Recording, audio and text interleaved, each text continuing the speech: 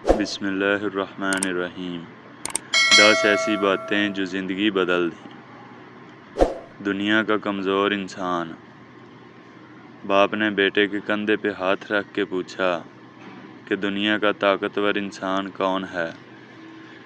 بیٹے نے جواب دیا، میں ہوں۔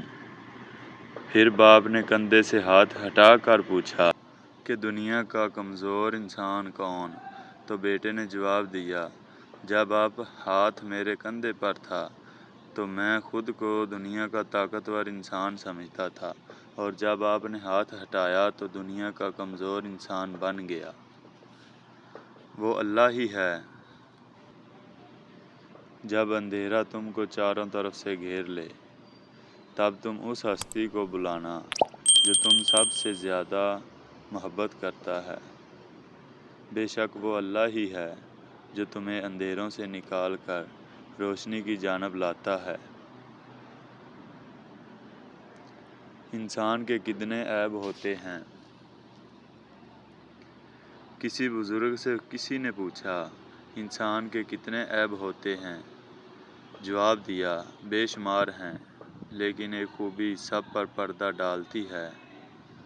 پوچھا کون سی؟ جواب ملا، زبان پر قابو۔ اللہ کا ڈر۔ 2 چیزیں بڑی اہم ہیں، ایک اللہ کا ڈر اور دوسرا اللہ کا در۔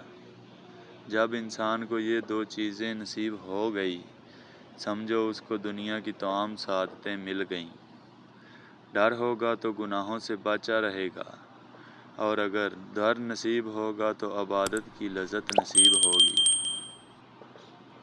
کس چیز کا غرور؟ انسان زندگی میں 3 چیزوں کے لیے محنت کرتا ہے: میرا نام اونچا ہو، میرا لباس اچھا ہو، میرا مکان خوبصورت ہو۔ مگر وفات ہوتے ہی اللہ پاک اس کی 3 چیزوں کو بدل دیتا ہے: نام مرحوم، لباس کفن، گھر قبر۔ تو پھر اے انسان کس بات کا غرور ہے؟